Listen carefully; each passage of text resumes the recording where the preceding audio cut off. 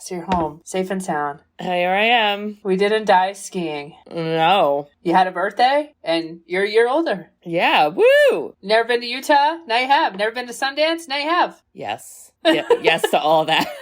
Came home, celebrated our niece Jenny's birthday. I mean, you are a jet setter. It's been a lot, but a lot of good stuff. A lot of good stuff. You know. Shout out to our cousin Scott, who did the Sandlot episode with us and had a baby. Congrats, Scott. Yes. Scott whatever. and Sharon. From when this comes out. Well, less, but yeah. Just, wow. All the things. There's been a lot of things. Is it creepy that our family, coordinates birthdays in January? Is it creepy? Yo, it's another Aquarius, baby. Oh. I mean, it is a great horoscope, so. I mean, I did read my Paris Hilton, the memoir, who is also a famous Aquarius. When's her birthday? February 18th, I think. Oh, she's like the back end. Yeah. Wow. Is it the 8th? Something or maybe the 17th, something like that. But I learned very quickly that I don't post a lot on Instagram. And when I posted all the things about you here and James's birthday, and I got 400,000 likes, and then I posted just read the Paris Hilton book, love it. 0. Everyone, no one shunned. Likes Damn. my girl. Nobody likes her. But I'll tell you, read that book, you might change your mind. I was gonna say, you're the Paris Hilton advocate. Well, I mean, she's done stupid stuff too, but haven't we all? It's fascinating. She goes into the troubled teen industry and how fucked up it is. And the worst one she went to was in Utah. So I felt a little buzz, What part of Utah? Provo.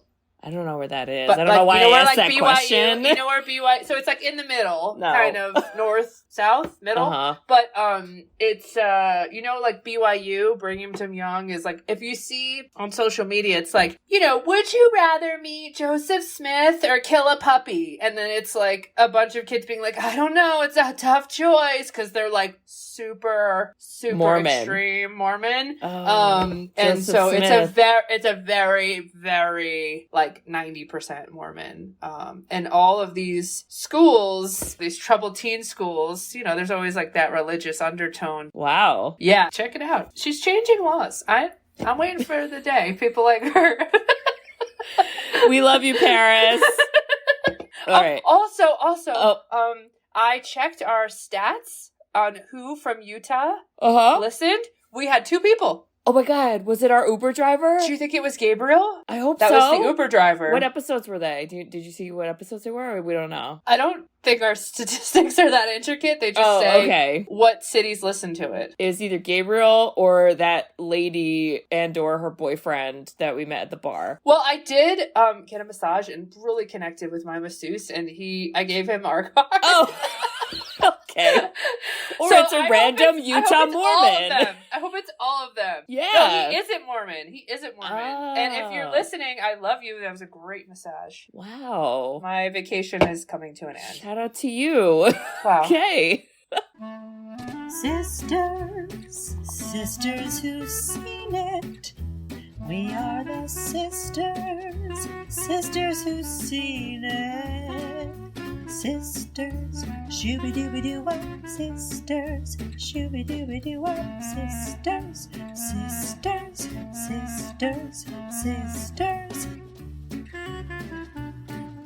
sisters who've seen it. Hello. Hello there. Welcome back, listeners. How we doing? We're sophisticated. We are fancy. We're cinephiles. Oh, I hate that phrase. With burning passion, but people I keep trying to push this and you keep hating it. I hate it so much. Rhymes with pedophile. Gross. Oh, God. Okay. We are not those at all. And we're not cinephiles, in my opinion. But we are the Sisters Who've Seen It. Woo! The podcast where 2 sisters who are not movie critics look back on some of our favorites throughout the years through a psychological, ethical, and familial lens. I'm Katie. I'm Bridget. And this is our nostalgic happy hour that we haven't done one of these in a while, but that's what it is. And we are talking all about Sundance Film Festival 2024 40th anniversary. 40 years. That's independent wild. films. Robert Redford. Robert Redford. Who knew? Crazy. Not me, till I knew. I just am so happy that you got the bucket list check to come with me, and we Me got to see too. films, and we got to experience it, and we got, not let into the fancy events, but I would say, had like the average mediocre experience. Wouldn't you? Yeah. We got into some, we got not kicked out, but not let into one. Uh-huh. Is that what happens? I guess. Because Who there were more knows? people that got kicked out. But I don't know. How do we want to do this? Do we want to go like sequentially? Do we want to start talking about stuff? So maybe we should set the scene on, before you come to Sundance, how it works. Once we were here, the vibe, and then go into the movies. Okay. Well, honestly, the leading up part it wasn't stressful, but we were confused a little with the ticket buying and things. So up until COVID, Sundance, let's take a step back. So it's 2 solid weeks. I think it's 11 days. Yeah. Is Sundance. And every year, people in advance submit their films, and if they get in, there's a selective amount of films, but they break it up by categories, and that's who can win and all that. Right. And so they're really unique and funky. You could have super famous people, like Kristen Stewart. You could have people you've never heard of in your life, and it's this like really niche part of the world that you get like insight into. And so it's this like huge spectrum. And up until COVID, it was always in person. And that is in Park City, Utah, and it is kind of bled into Salt Lake City, Utah. Yeah. And there is a ton of theaters that all these things can be shown at.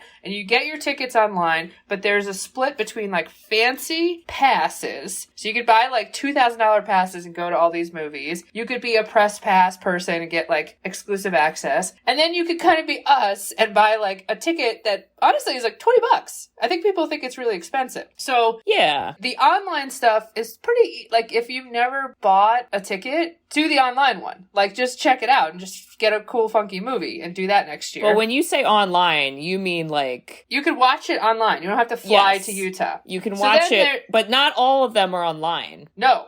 So it kind of depends. You got to play the game. Yeah. And then there's the in-person, which is us, and that's the like $20 ticket. But it's like a Beyonce concert that the moment it goes live, you gotta like it's like, who do you want to see? Have you heard of? It's like Kneecaps? the website's frozen. hurry, and everyone's panicking. And you don't know all the movies because there's like 100 movies that 90% of them no one has ever heard of. So then you're like researching the movies and figuring out timing and all this and that. So strategically, but also, just to add to that, these are all premieres. Mm-hmm. So nobody has seen any of these. Yep. So even if you've heard of it, there's no reviews. You can't like go look at a review to be like, what's this about? You're only basing it off of like its general description, which is interesting. It is interesting, and it's the people. So if you have a celebrity or two, I think it entices people to like watch a certain movie. Yeah, because that definitely... the story can be really like fascinating, like one of the ones we saw. Yeah, because like some of the movies that were premiering, and I would say probably most of the ones that got sold out pretty quickly were ones where it was famous. Yes. In celebrities now. Yes. You know, and whatever. And so I found out like a secret loophole, which is if you become a Sundance member, which you can do that for $65 is the cheapest way you could do it. You get early access to the tickets. The capitalism throughout the way you get these tickets. Oh boy, we'll talk about it. Out of control. So I got early access and I didn't figure it out until 10 at night before the next day they were open. And so because of time zone differences, Katie was in bed, but sent me some movies that you wanted. I was in bed. And then I rage bought. Like, you're here for 4 days, basically, and I bought 4 movies. But because of my kid and also us just hanging out, we didn't do movies during the day. We did it when little baby Kate was sleeping, and so we could go out at night and do them. But we planned to see 3 movies. We only ended up seeing 2. But just getting to that process, now I know next year, like I might go for one of the passes is called the like Adobe local pass or something. And it's like $250. And it's like unlimited movies. And a part of me is like, I mean, we probably ended up spending like $200 on, all those tickets, Right. Like, so that sets the scene for the vibe of just getting in. And then there is a ton of volunteers. They get all these like volunteers to like help run it. They were sponsored by Kenneth Cole. Oh my God. Hot pink Kenneth Cole winter jacket. Do you think they got to keep those? Oh my God. I was thinking, should I be a volunteer next year just to get a cool outfit? That is kind of cool if they did. I know! Yeah. So and I don't know if you felt this way, but I think people think, oh, it's just celebrities walking around. Yeah, I was going to say, because any person, when I came home and was like, oh yeah, and I went to Sundance, they were like, oh, who did you see that was famous? And I was like, oh, actually, like, no one. Well, you saw one. Well, we technically saw one.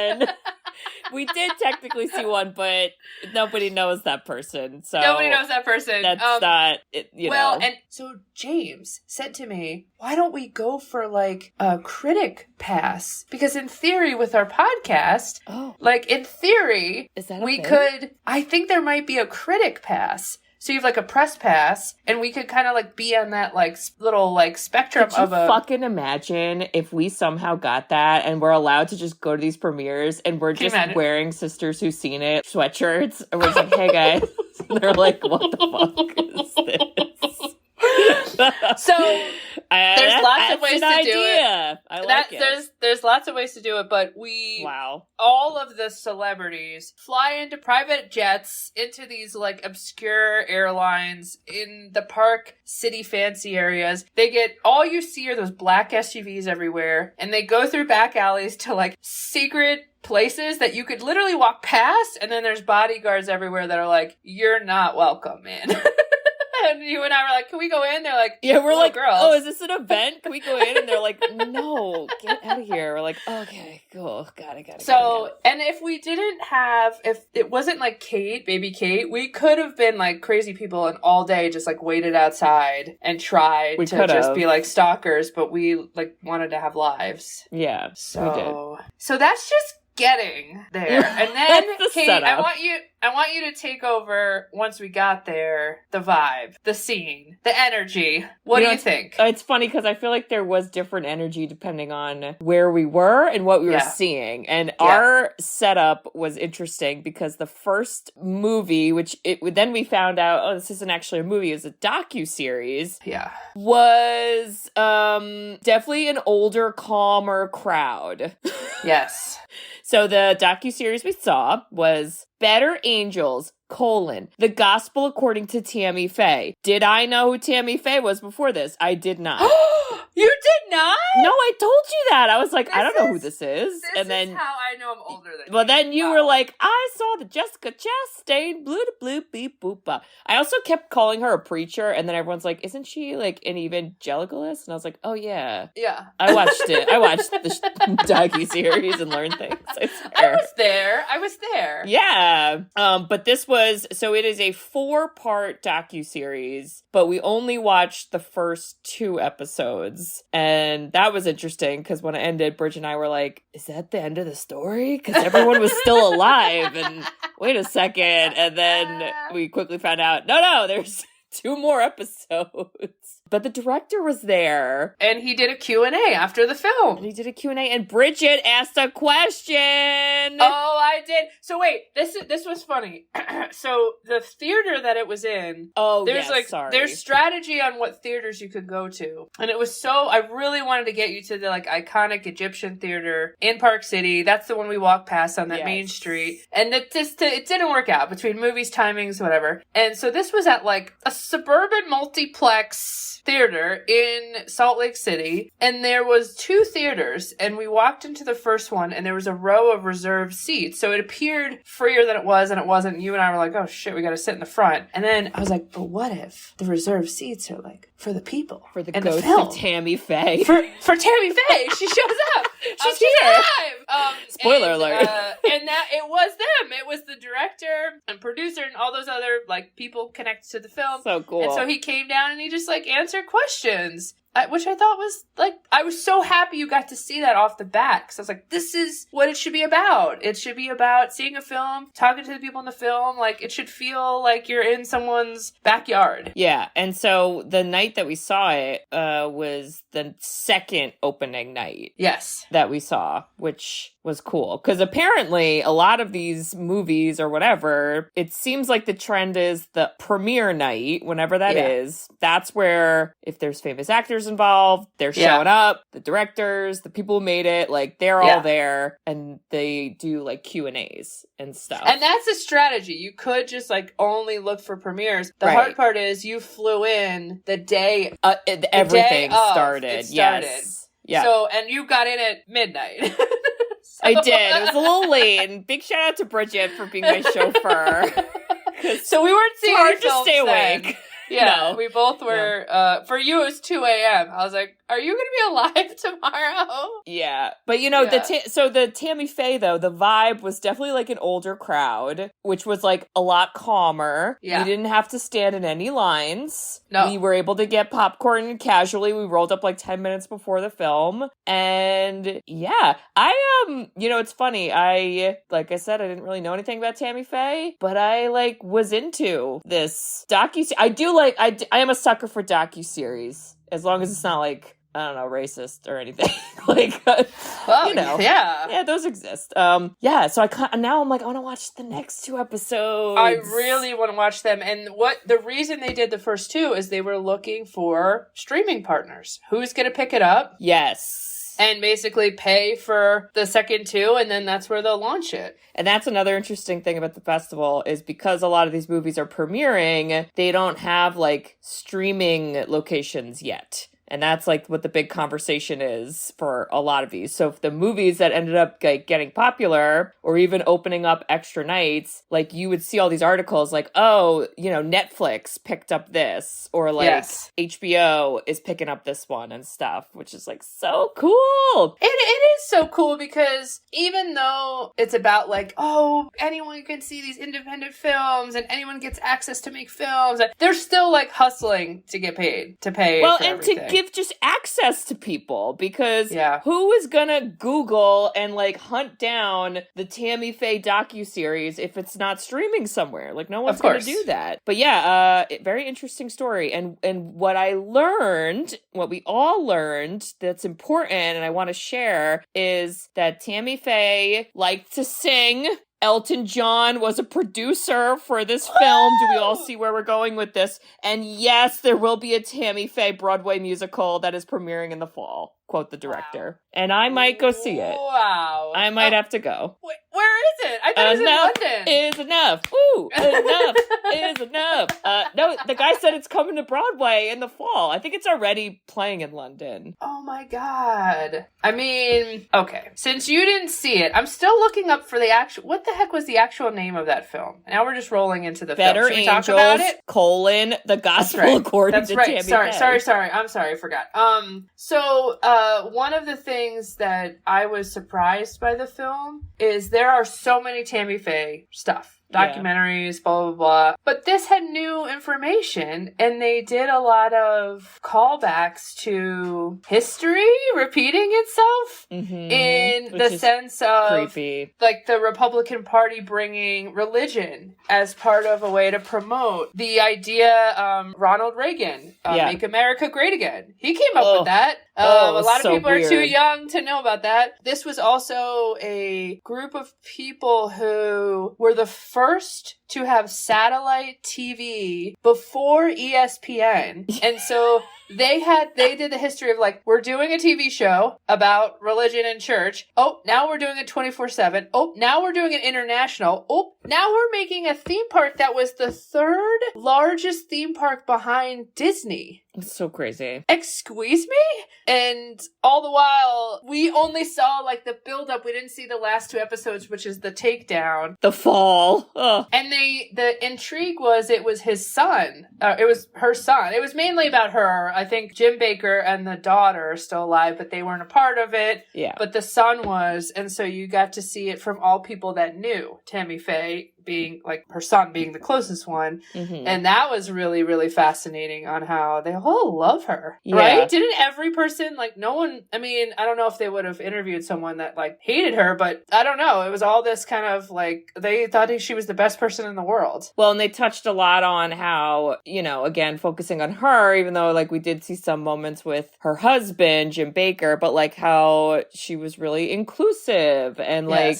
didn't care if you were part of the LGBTQ community, or, you know, she interviewed an AIDS patient in the 80s, like, when it was, like, Crazy Town, and would have, like, Black people on the show back when that was, like, in the 70s, and it was whatever. So that was cool to see. I also like this, and I think it was just very circumstantial because they had their own cable TV channel where they were doing 24-hour evangelical programming, and they would just come up like, this is, I was thinking to myself, I'm like, if Bridget and I, like, in a weird alternate universe, were like, okay, we have a 24-hour show. Oh God, no. Like, could you imagine the weird shit we come up with like, okay, the next hour is gonna be like, you know, shadow puppets on the wall, here we go, making up stories. But that's what it was. So anyway, they had so much, like, material that was already filmed that they would just show, which I liked, because some documentaries, if you don't have things that are already pre-recorded, it's just based on interviews or, like, pictures and people's interpretations. But this, it was like, no, let's watch in real time, like, exactly what they said or what they did. And I like that. The editor, I can't imagine the amount of films my God, had to go through. You think my editing is crazy. Your editing is crazy. I'll call out those editing. Mo Stobie and Carl Furman. Hopefully I'm pronouncing those right.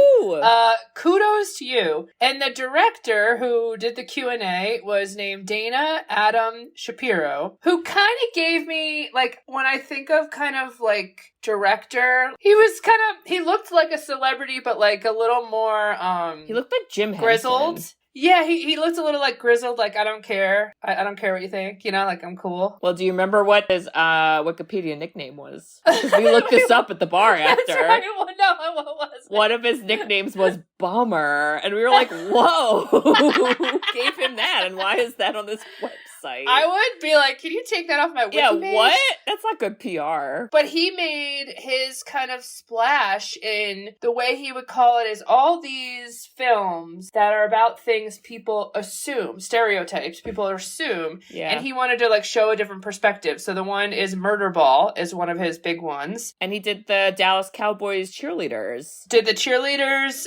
He did a Paralympic quad rugby team documentary. That's cool. So, like, you know, and when he talked about the questions for the film, a lot of what he said was, I think everyone thinks they know this story, but maybe they got it wrong. Yeah. And it was the first total cancel culture on a huge, huge scale of how many people hated Tammy Faye and Jim Baker, because I remember that growing up. I remember like the SNL skits. I remember late in life, the big, like, you know, eyelashes and everyone just kind of talking about how she was a ridiculous person. And then a lot about how they weren't, like, true. They, like, ended up getting divorced and...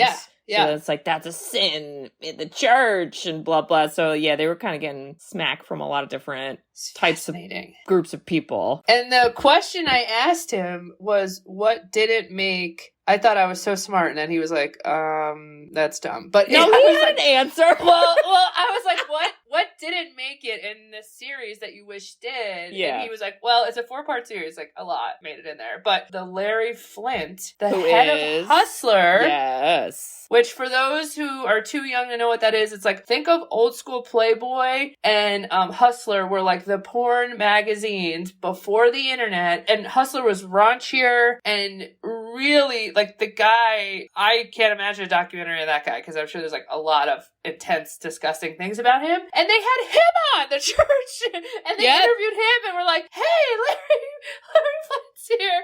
And they said that they had the actual footage of the interview, but the person that owned it wouldn't give it up for the series. And that is something that I'd love to see. I just think that's funny, because I'm like, was it the people connected to Hustler didn't want to give it up, or the people connected to Tammy Faye didn't want to give it up? Well, I don't know. That's a good question. Because I mean, Tammy Faye and Jim probably had that guy on because they were hustling. Am I right? They like that. Had to get that money. Enough is enough. Hey, enough is enough. Who? Yeah, it was really, really, really good. And it was so cool to see the director. And then you and I went out. We got drinks. We went downtown. Woo!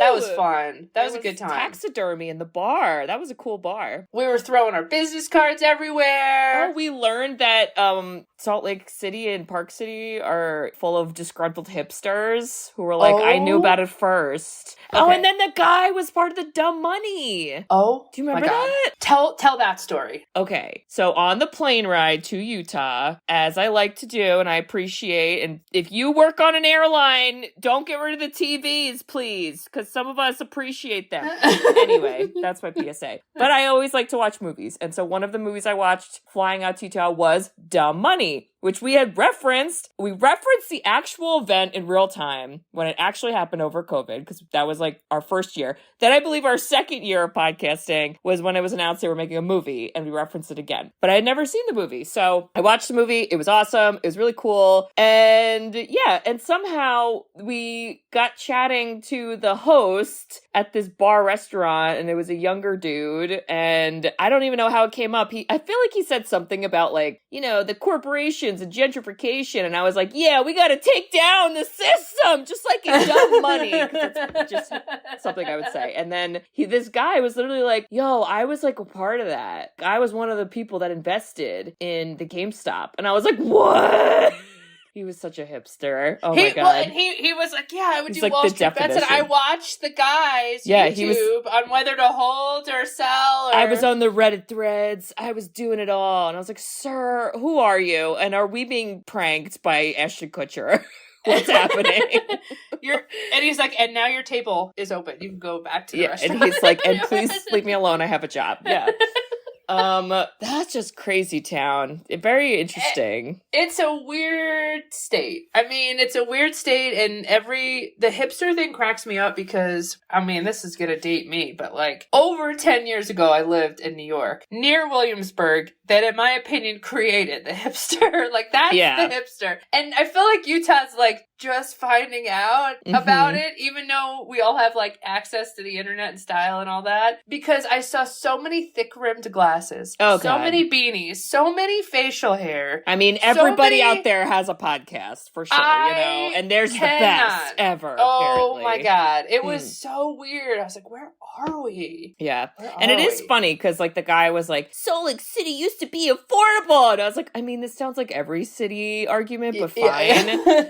But then again, you drive like 10 or however many minutes to Park City, and I'm like, this place was never affordable. Like, never. This is like high end. You got to be a millionaire to live out here. Oh, yeah. Yeah. ... That guy had a lot of opinions. I'm sure he's talking about it on his podcast as we speak.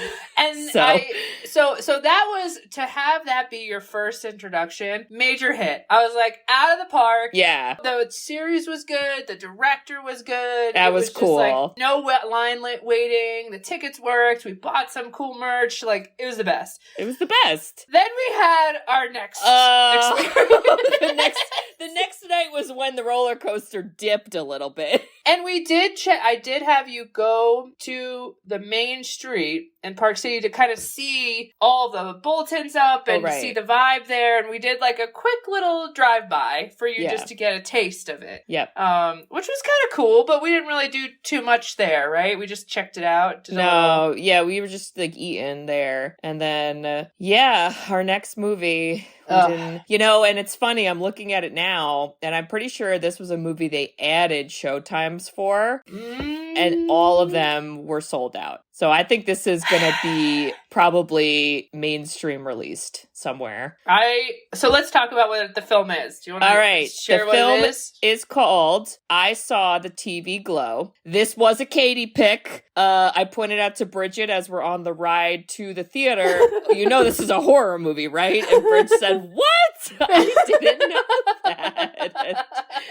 Yeah, it's technically considered, this is like a subgenre of horror. They self-labeled themselves emo horror, which, you know me, I'm ready. I mean... But I realized that the director, and this was not before realized, it was like right as we're driving there, the screenwriter and director is a woman named Jane Schoenbrunn, and she had written and directed another horror movie that came out 2 or 3 years ago that apparently was also at Sundance, now that I'm looking, called We're All Going to the World's Fair. If you are a horror person and you haven't seen that, I highly recommend. It's very different. Ooh. There's like absolutely no gore or even blood, but it's like really scary, and it made me like feel weird after. Like question your reality, right? Yes, like question your reality. And apparently this movie that we were gonna see, I saw the TV glow, was in the same vein. The premise is it's a teenager trying to make it through life in the suburbs, and his classmate introduces him to a mysterious late-night TV show. Not the Tammy Faye show, I'm sure. Oh. And,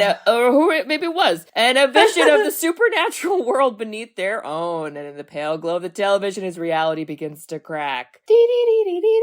Yeah, and starring Justice Smith. You know, we were looking forward to it. We followed the rules. You get there at least 15 minutes before. At least. We did that. We were there at least 20 minutes before, I believe. So Do you see get where we're going with this? This was at the Broadway Century Cinemas. Yeah. That was run by the Utah, like Salt Lake City Film Society. Right. Old school vibes. I'm thinking like, I'm feeling the 80s. Like you walked up and you're like, is the cast of The Breakfast Club here? I don't know. They might I don't be. know what's happening. They might be. And so you get in and there's the long line, and so we get in the line and there's all these different rows, and the weirdest thing about this experience is we were maybe like 6 people back before being like let in to the film. Yeah. And we see the movie theater. The movie theaters, this is all within like a 10 to 20 foot proximity. I could throw a rock in there. It's right there. We're waiting.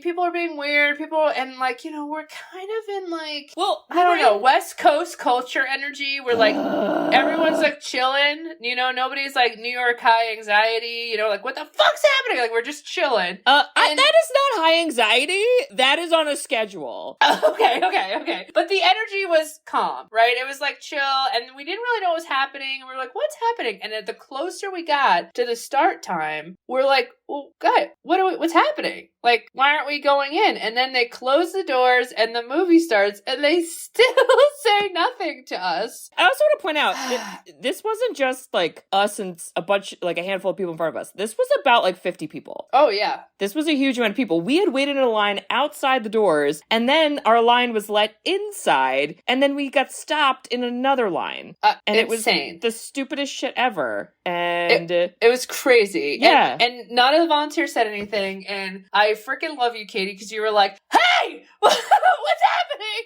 I mean, then, like, everyone else was like, yeah, what's happening? We were like, hey, you! And these poor volunteers, because this is who you know is not their fault, but they are the face of it, are just like, I don't know. I was like, is the movie started? Well, what the fuck? Why can't we? What's happening? And the answer to what happened was, they sell these passes that are for very expensive amounts of money. They're like $2,000, some of these passes. Yes, and you could just roll up to any film, and they didn't account for the amount of pass holders that showed up, and so they oversold, basically, the amount of tickets and seats, and then we were the little schmucks sitting in line that, you know, got the hot potato and didn't get let in. Even though we bought tickets, mind you. I bought a membership to get early access to buy tickets!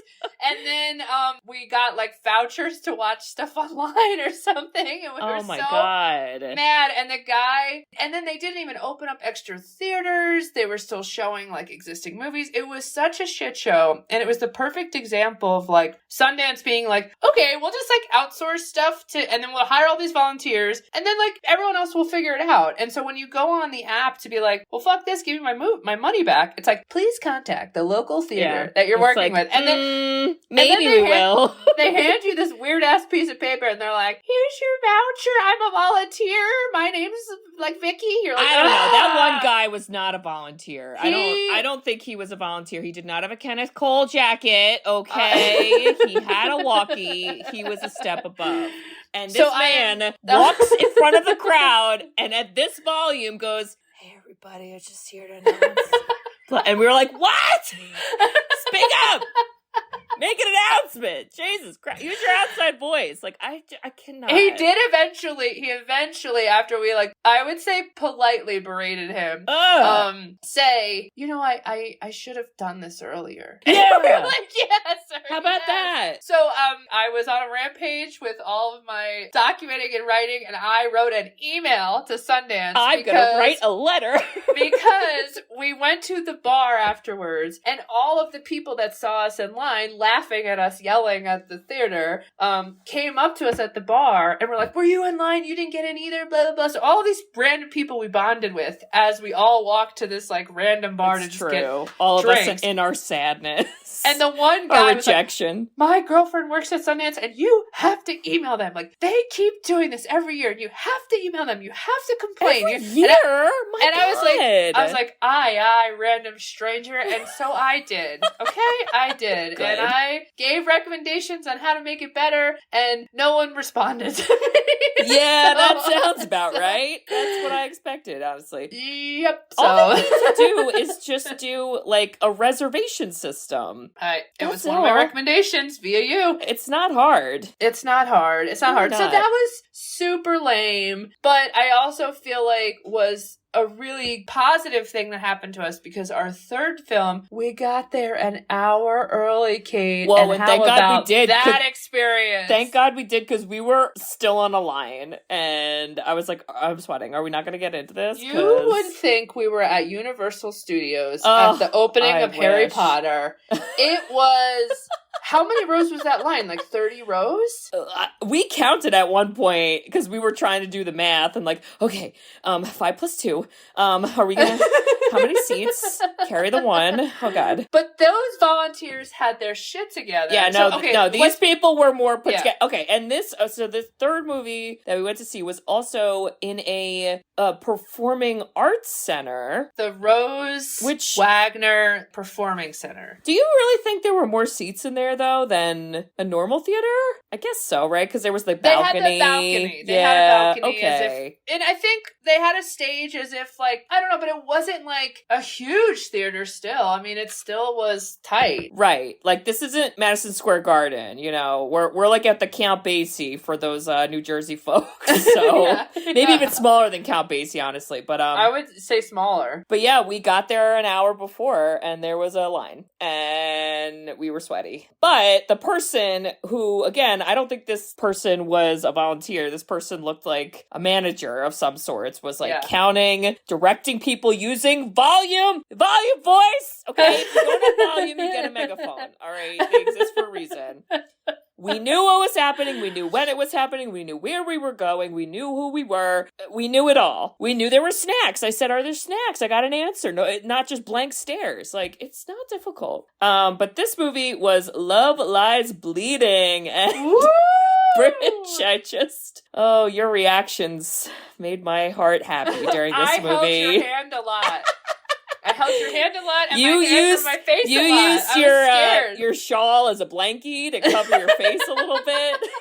It's just really... It was a lot. What a treat. The gore got me in this film. Do you want to give a little description of the movie? Because you did give a nice review on IMDb. Did give a review. That's right, listeners. Go check out Bridget's IMDb review. Right now, there's only 2 user reviews, and I think you could find which one is mine if you're really a listener. Give her some upvotes. Give her some upvotes. I got 3 out of 6 people, but the other guy got 1 out of 3. So I'm still fucking have a better percentage. That's correct. This film is... I thought it was so good. I thought it was so good, but also so insane. Yes. It is based on, I would say, the 70s, like 80s, 70s, I think right? It's supposed to be in the 80s. And we're in the desert. We're in middle of nowhere land. I don't know where we are, It's essentially Kristen Stewart's the main star, along with Katie O'Brien. And Kristen Stewart's kind of like,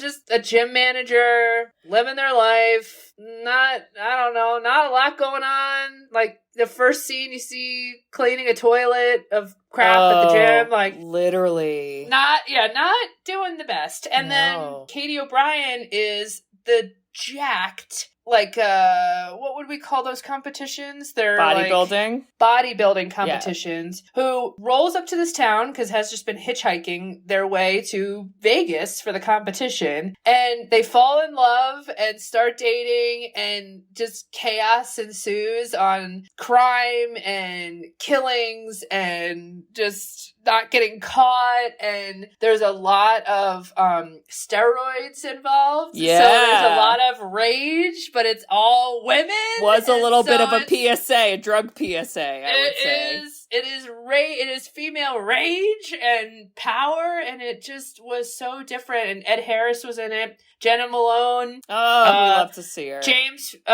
Franco. Dave Franco, careful. Sorry. Although Dave I would have loved to see James Franco play that role. get his ass kicked. Spoiler alert.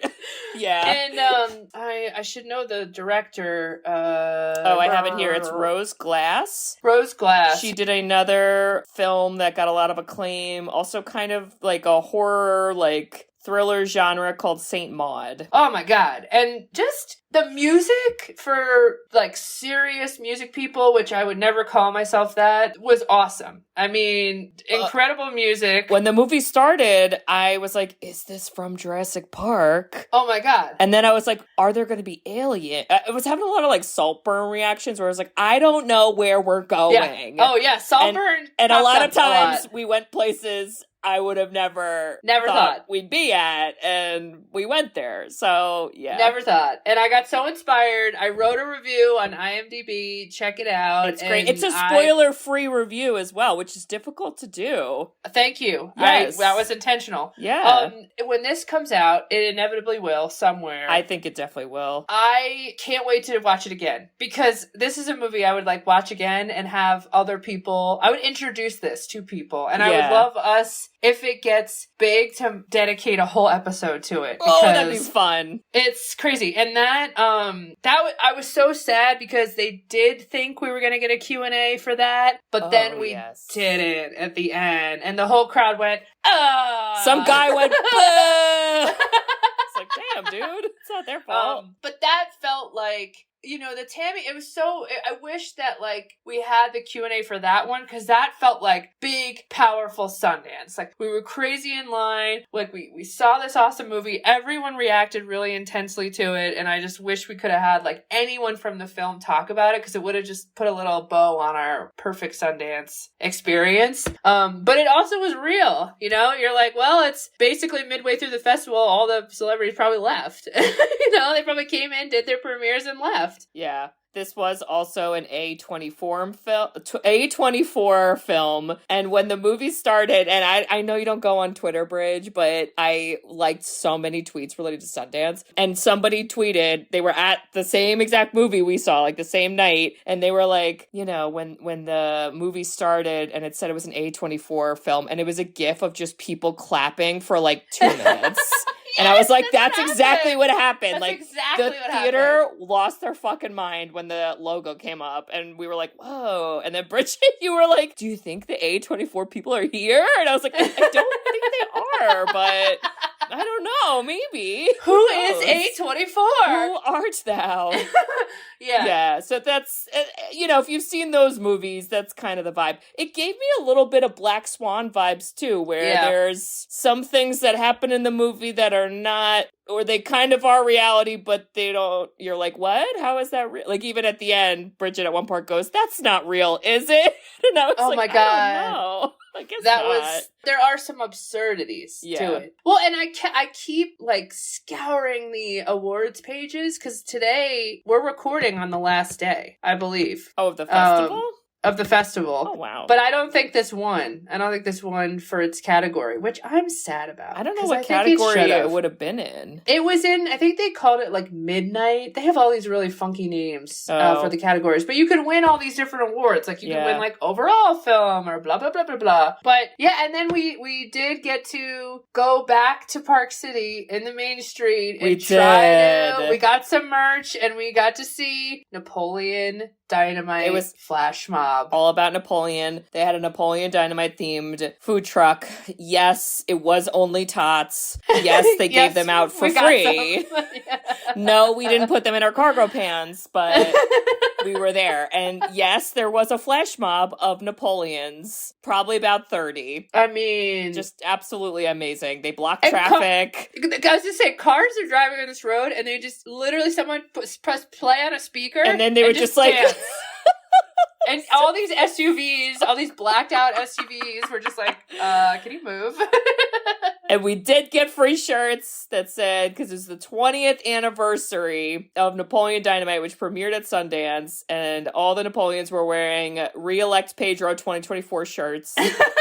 I really do want one of those, but we got our own free shirts that has Uncle Rico's face, and it says 20 years of Napoleon. And I was like, this is so good. Just amazing. It was so good. And you got a black crow, took your money from some random There guy were live birds. I don't think those had anything to do with movies. I think they were just there, but that was fun. Yeah, just really cool. And I do think that had we perhaps been, at one of the premieres or whatever, like I bet there would have been more kind of like almost like guerrilla marketing, things like that. Because we did, I don't know if you remember this too, but when we were driving looking for a parking spot, we saw this guy in like a scary like gas mask. That was from a movie. That was like one of the movies premiering. It was one of the horror movies. And then there were like signs like, watch out for this guy. Wanted. Yeah, watch out for this wanted. Guy. And I'm like, oh, it's so fun. I will say though, I was a little, they make it on the Sundance like app. They show all these events you could just roll up to without tickets, but they kind of make it seem like, you can just listen to Jesse Eisenberg talk about his film and you can just go see all these fancy people, and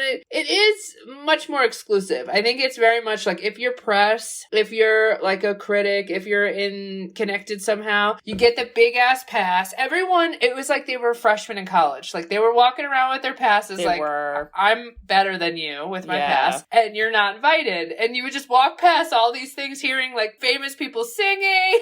You're just like, well, that sounds fun from the street, but I'll look online to what happened there. Yeah, and a lot of it was like wait in line, and there were like weird times for things that honestly for us just never it just didn't lined work up. out. Yeah. But what do you think, Kate? Sundance 2024, how was it? I would give it a 9 out of 10. Ooh! It would have gotten a 10 out of 10 if we didn't get shunned from that one movie. I wish, and I really wish you and I can see that movie somehow together. I know. Like wherever it gets out, we should just like, press play at the same time. Oh, all right. That one's definitely going to come out somewhere, I think. But recommend, listeners, I get it. No one's flying to Utah for 11 days for this thing. Like you got lives. But check out the online screenings. It's like $10 to just like watch a film, and there's such different, unique films that even if you just have no idea what to pick, just pick anyone. Just like literally just purchase it, watch it with some friends, and just experience the nuance of things you would never see. Yeah. So we got books, and I've been reading about all the different I was reading mine too. So I mean, cool. It's very fascinating how, I don't know, it's just different stories and the things that got awards, and pretty cool. Yeah, I mean, it was an awesome experience, and big shout out to Bridget for making it happen. Woo! Best birthday gift. I'll tell you this, awesome. All year, I'm going to be like, how does Sisters Who Seen It become a critic to get a pass? And just roll up If you could pull that off somehow, I would die happy, honestly. I don't even know what to say to that. Oh my God. Yeah, there you go. All right. Well, it's that time. Woo! And we're back to nostalgia. For all those that were like, what in the F was this episode? Listen about your vacation. This was nostalgia. This was a nostalgic. Nostalgia. Yes. Now we're back to nostalgia. Yes. And this is a movie I can't believe we haven't done. Oh. I just can't believe it. Okay, I can't either, I guess. Wait, and now I'm like second guessing. Did we do it? Okay, well, I don't know how to help you with that until you tell me. Edit it out if we did. I don't think we did. And okay. There was, and this probably will give it away, it was 2004, and there was a remake that just came out. We haven't done that. We haven't done it? No. It is the one, the iconic, the Tina Fey inspired Mean Girls. Oh! Well, for So you fast. and Coco. This is a quotable movie. She doesn't even go here. She doesn't even go here. Danny DeVito, I love your work. Oh, man. I mean, Katie Heron. Caddy. Listen. Ugh, Reading my Janicean. Paris Hilton memoir book, she references Lindsay Lohan. Oh! And back then, in that early 2000s, when the paparazzi was like crazy and there wasn't really Instagram and all these things, and it just made my brain be like, you know what? Let's bring it back. Let's bring it back to like, Yeah. I don't know, when you wear pink on Wednesdays and the hardest thing in your life is a mean girl, you know? Let's do it. I mean, everyone who was in this movie is, most of the main people are like doing pretty well. Doing great. Still in their lives. Casting incredible. And I think this movie holds up. All right? Ooh, I haven't seen it in a while, so I don't know that yet. I think it holds up. For the message it's trying to give, that is. Have you seen the new one? No, but I actually want to, because I hear it's like pretty good. It's a musical, the new one. I mean, who doesn't love that? Yeah. Come on. I don't know any of the songs personally, but I don't know. I know some people that saw January it. 12th. It was released January 12th. Yeah, it's been out. Oh my god. They filmed it just came out. They filmed it in our hometown. Did you know that? What? No. It was filmed at Modern Day over the summer. Wow. And actually, they were like putting out casting calls, and not for me, but I was like, maybe I should get Mom to like be a teacher in the back. Could you imagine, like, if she was just an extra teacher in the background? She would be like dancing in the background. Julie Andrews takes over, like, ha, ha, ha. She'd be like, "That's not how you guys do a ferretto." I don't know. Is that how you say it? I don't know. Yeah.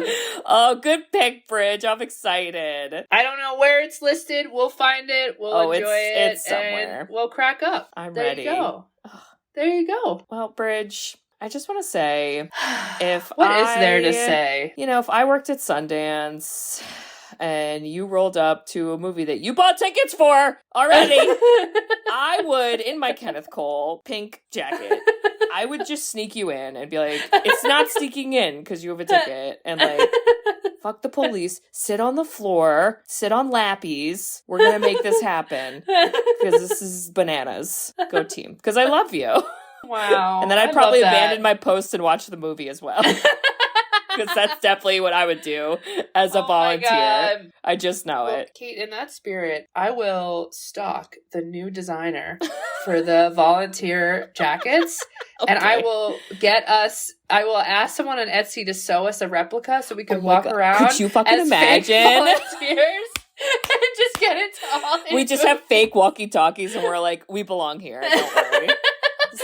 This is actually our post, so you can go away now. Shoo. Oh my God. God. Can you imagine? I love that. Just for you. I love it. Oh, I love you. Listeners, if you also appreciate the volunteers, we do wish they would speak louder and more frequently, but we appreciate them.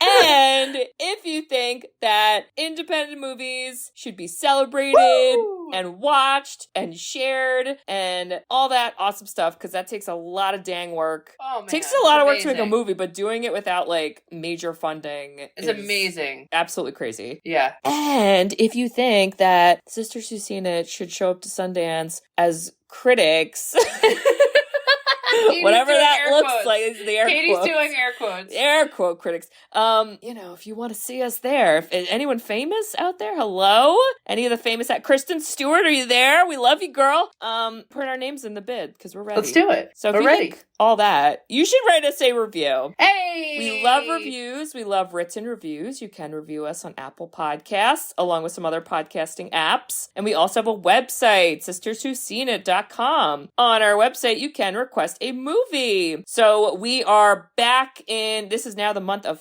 February. So I don't know. It's cold. I don't know. Whatever you'd like. Give a recommendation. Maybe there's an independent movie from Sundance that we haven't done yet. Because we've done a couple.